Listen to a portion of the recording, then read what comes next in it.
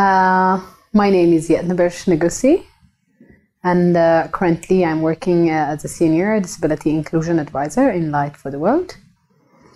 I am originally from Ethiopia, but I work now globally.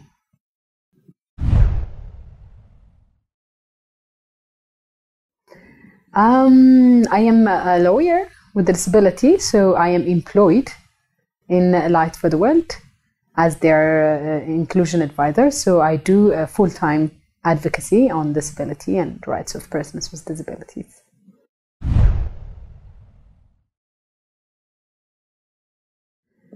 I do work on a number of initiatives that Light for the World is supporting. That includes on a number of community-based rehabilitation programs that we run in different developing countries, in more than 17 countries in the world. I also participate in the implementation of the Sustainable Development Goals, as well as in the implementation of the Convention on the Rights of Persons with Disabilities.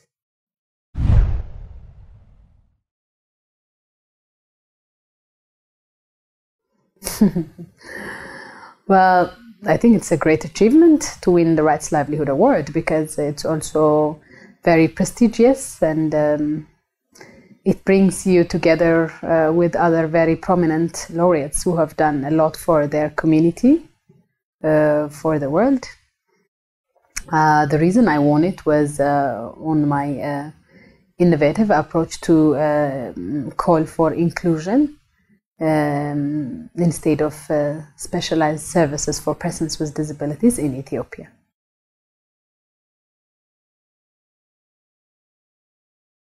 There are a number of supports for people with disabilities in Ethiopia. Most of the supports come from the families, because government do not have a lot of support services for them. So families mostly render the support services that people with disabilities need, including if they want to go to work, including if they want to go to school. So families are supposed to provide services. However, there are also supports that the people with disabilities get more from the community, as the social security system is not very strong in Ethiopia. The government tries to support in some ways, like provision of prostheses, orthopedics, and also free access to schools, and so on and so forth. But most of the supports that people with disabilities get in Ethiopia are either from the community or from their families.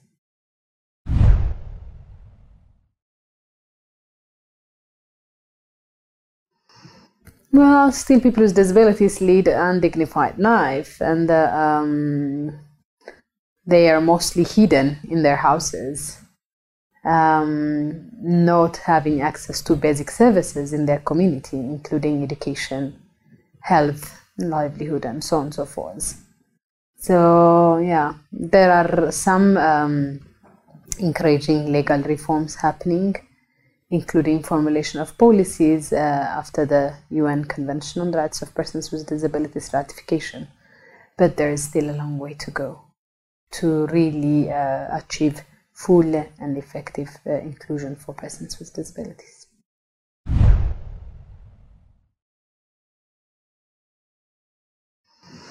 Yes, definitely. Women with disabilities are double discriminated or double disadvantaged in Ethiopia, as well as in quite so many countries, because disability movements mostly are headed by male figures. So women with disabilities tend to be only very, very low profile in there. We don't see them becoming leaders. They also are excluded from the mainstreamed women's movement, from the feminism movement, because there is also a misunderstanding there that the issue of women with disabilities should be handled by the disability movement. So they tend to be excluded from both. And this is not only in my country, Ethiopia, but also if you see globally, for example, the UN Convention on the Rights of Persons with Disabilities Committee has got 18 members, out of which only one is a woman. So this reflects the fact that women with disabilities are far, far left behind both in the disability as well as in the women's movement, in the feminism movement. This is also confirmed in the World Disability Report, where it clearly shows that there are more women with disabilities than men, and but access-wise, the women has quite less access than their male counterparts.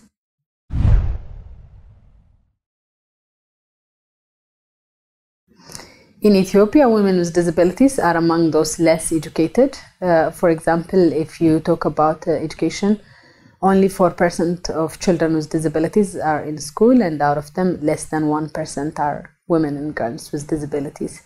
As you know, less education would lead to less access to other services, including health, employment, livelihood, justice, etc. So women with disabilities still lead a very undignified life, and they don't often go to school for a number of reasons, including parents becoming overprotective about their girls with disabilities. They also, in the meantime, witness a lot of violences as they are not empowered and they don't claim their rights. They get raped by strangers as well as people in the house, because mostly they remain in the house. And even in times where the violence has been committed against them, access to justice is very far, because they don't have an assistive device. They cannot go to the police station, or they can, even though they go there, but they don't have a sign language interpreter to explain what they really want to say. And this and other barriers prevent them from fully enjoying their rights.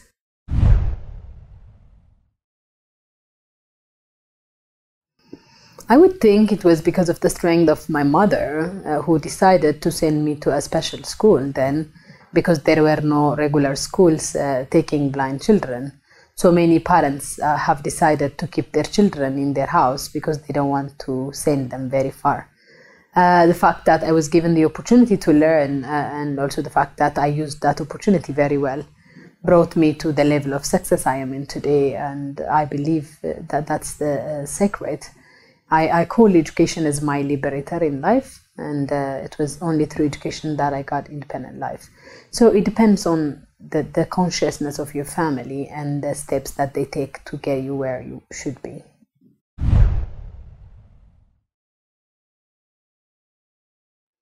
It totally influenced my life. For example, I was born in a rural area where early marriage was exercised, like girls were married when they were 11 and 10. So when I turned blind at the age of 5, I was no more wanted to become married. So I was considered unfit for that community. So that brought me out of that community because I was not needed, I was not fit. And then I got education, and through that I became who I am.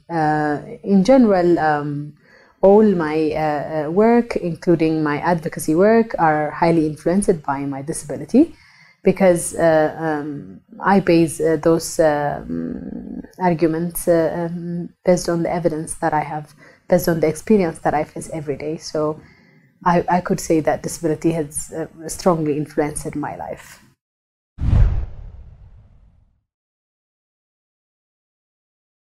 Yes, I am married now and have got 2 daughters. And it's different when you are educated, when you are employed, you have more chance to marry.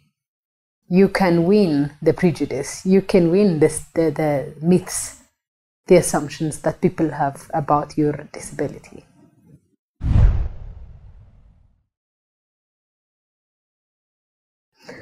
Yeah, I could say that the time where I joined the integrated school in grade 7, as the special schools were unable to take me after that, had influenced me a lot, because until then I never knew that I was different from others.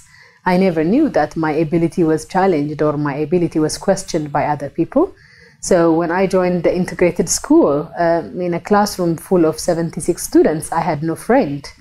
In a classroom where people fight to share a desk for 4 students, I was owning 1 desk alone, because really children did not find it easy and acceptable to play with me, to learn with me. So that taught me a lot of experience as to how other people view as persons with disabilities, and that's when I decided that exclusion or special institutions were not really the right place to start life, as you miss out both from being included, as well as also other children without disabilities miss out from being exposed and playing together and growing together with their peers with disabilities. Then that led me to remain a lifelong inclusion advocate.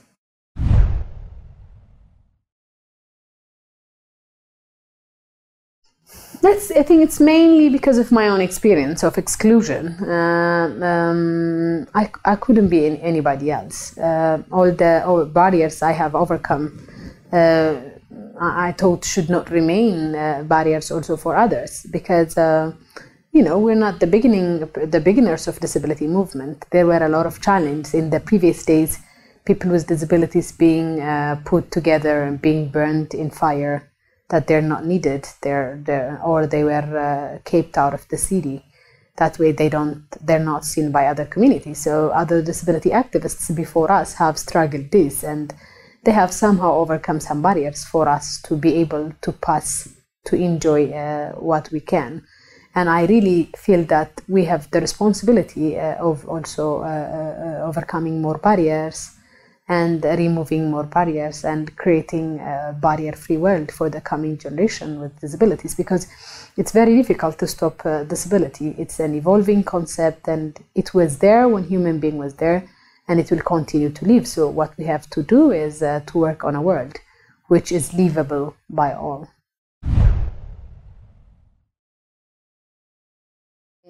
My first modes of activism were through a music band, where I used to sing as a singer to raise awareness in different workshops and events that were organized to raise awareness. There I recognized that I have talents to show for the people, which is against their attitude, that I have no ability, I have no talent to contribute. Rather, all they saw was that I'm blind and I cannot do anything. Because I cannot see, I cannot do anything. The biggest achievements, I would say, in those days of activism were mainly the establishment of the Center for the Students with Disabilities in Addis Ababa University, the university I came from. It was a big thing, because most of the time the issue of disability looks to be more sympathetic. People look to be more sympathetic, but they lack ownership, they lack institutions to handle it. So it was so great in a very old, more than 50 years old university, where they had trained more than thousands of students with disabilities. There was no single institution which was responsible for handling the issue of students with disabilities. So that was the first achievement I would call, in terms of having disability a formal structure in the university. Then, based on that experience, I co-founded the Ethiopian Center for Disability and Development, which is still serving as a center for working on disability and development in the country, and which is also a partner of Light for the World now. I think that was a big achievement, because it was, people always put both disability and development in silos.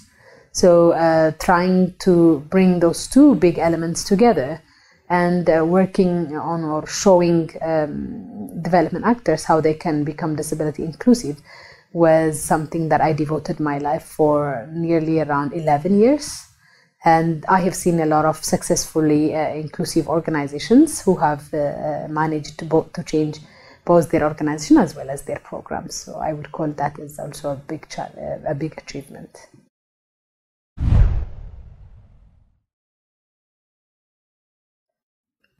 I have a lot of role models, but I was initially inspired by the work of Mother Teresa. Growing in a special Catholic school, I grew up reading and listening more stories about the work of Mother Teresa.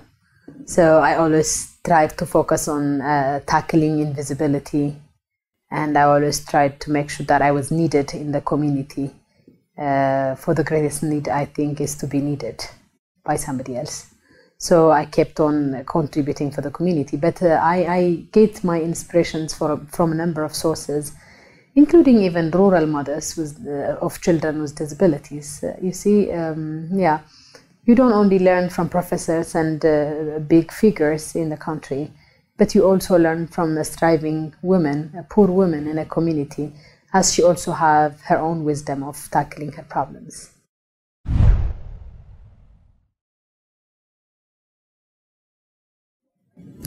It was not easy. For example, in the university, I was among the very first blind female who joined law school. There were already stereotypes about what women should and can do.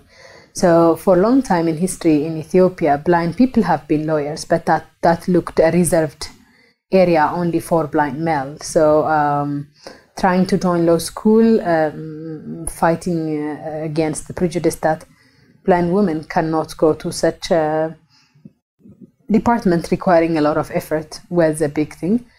So I'm happy that I succeeded to graduate, and now more blind women have already joined and graduated in that law school. Moreover, even for non-disabled girls, it was not easy in the university, as the university was highly, again, male-dominated, and all the systems were very gender blind. So I succeeded in co-founding the first the Female Students Association, and served as the first president in Addis Ababa University. So yeah, it's really challenging for the situation for women and girls with disabilities, even in schools. Teachers even get surprised when girls succeed better results than boys, because the assumption is that boys are there to achieve better than girls, and girls are supposed to stay home and taking care of their siblings, as well as supporting their mothers in house chores.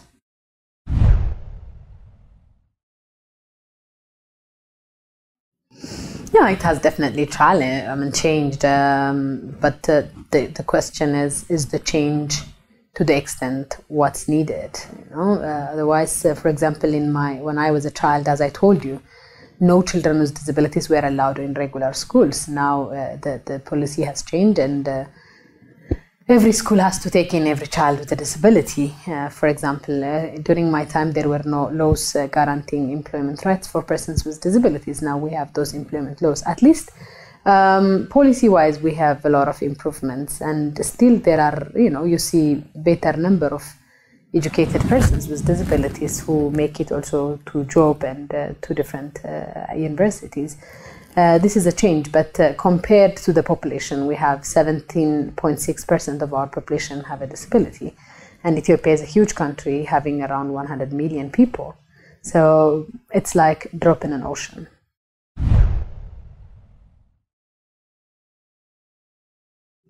Yes, I do consider myself as a role model for quite so many persons with disabilities, and I hear that also through different avenues, including medias, as well as a number of interactive meetings that I had.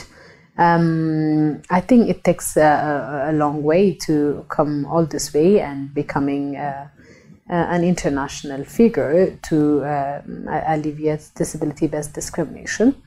Yeah, and I confirm that when I do home visits for our community-based rehabilitation programs, that parents are so excited to see me, and then they tell me that, I'm their hope to make for them to overcome all the challenges that their children with disabilities are facing, because they would think that their children with disabilities will be like me if they overcome, if they educate, or if they do whatever they are supposed to do.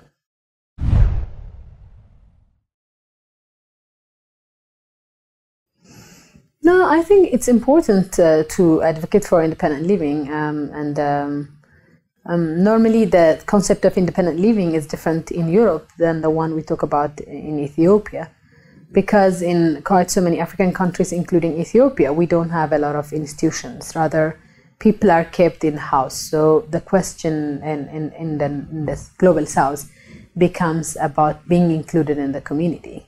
So like they are there in their houses, but they're not out because there are no facilities in place for them.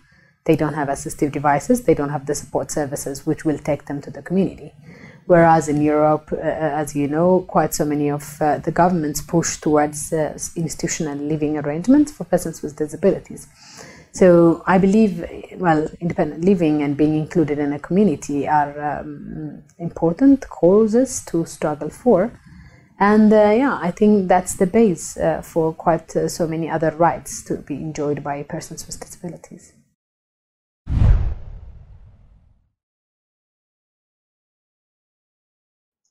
I think the most important goals for persons with disabilities to achieve in future would be the same like the others. I would think the 17 Sustainable Development Goals are of interest for persons with disabilities, and because of the overarching principles that they carry, which is leaving no one behind, I would hope that they would also be achieved for all persons with disabilities. But in terms of priority, I would really say that inclusive and quality education would be a great priority. Because this is an investment on the future generation to play, learn, and grow together. And this would also be instrumental in breaking the cycle of poverty, and a generation which has educated and which has grown together, playing and learning together, will not have a problem living together later on, will not have a problem working together later on. So I would wish that investing more on inclusive and quality education ensures a future inclusive society.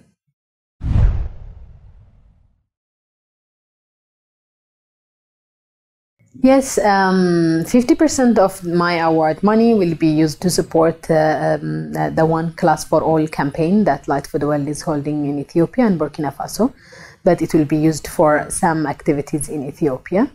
As I told you, inclusive education is very close to my heart, and even the remaining 50% will be going to establish a scholarship for girls with disabilities coming from rural areas in Ethiopia. As repeatedly said, education was my turning point in life, and as a girl with a disability, I wouldn't have been anybody had I not been educated. So I want to offer the best thing which happened to me in life, which is inclusive education, to other people also. So I would be using the money, the other money also, to establish a scholarship for girls with disabilities coming from rural areas.